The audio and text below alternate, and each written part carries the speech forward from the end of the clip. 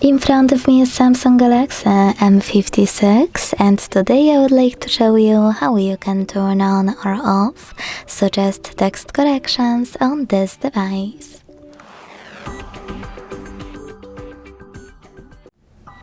Begin by opening Settings and scrolling to click on General Management.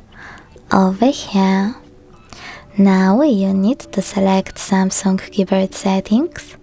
Click on Suggest Text Corrections and use this switcher next to your language to turn it on or off.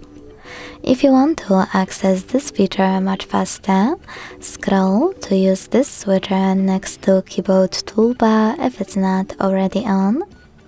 Go into your keyboard and tap on this gear icon at the top of it to access this option over here. Thanks so much for watching. If you enjoyed this video, don't forget to leave a like, comment and subscribe. Bye!